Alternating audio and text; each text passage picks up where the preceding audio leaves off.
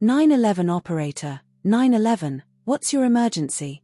The call came from a small motel on the outskirts of Phoenix, Arizona, 500 miles from Dallas. The voice on the other end? Luke Holloway. I'm ready to tell the truth now. For a full year, Luke had been on the run. His face had been plastered across news stations, FBI alerts, and online forums. But somehow he had vanished without a trace. Now, he was turning himself in. Or so it seemed.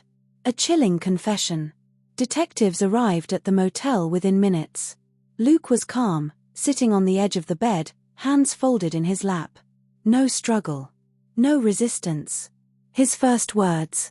You think you know what happened that night. But you don't. He smirked as if enjoying the moment.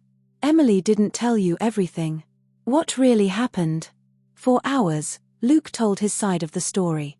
He painted a different picture.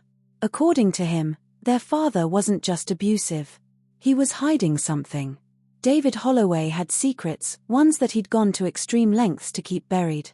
And Margaret. She knew all about them, but stayed silent. Luke claimed that, years ago, he had discovered the truth. But when he tried to tell Emily, she refused to believe him. Until that night.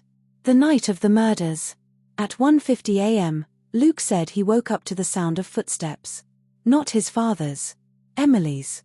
He walked into their parents' room and found his little sister standing over their mother's body, holding the knife.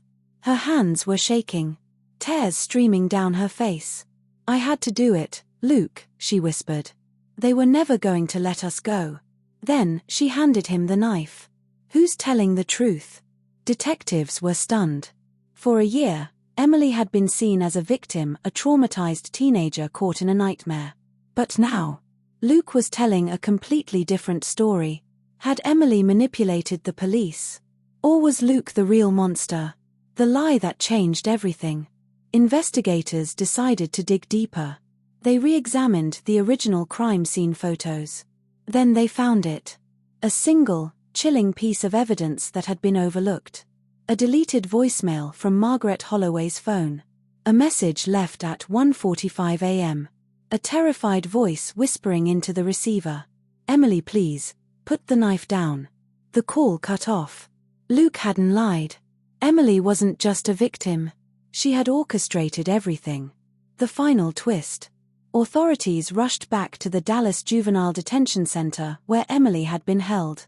But when they got there, her cell was empty. She was gone. No guards had seen anything. No security footage showed an escape. It was as if she had vanished. Then, one last 911 call.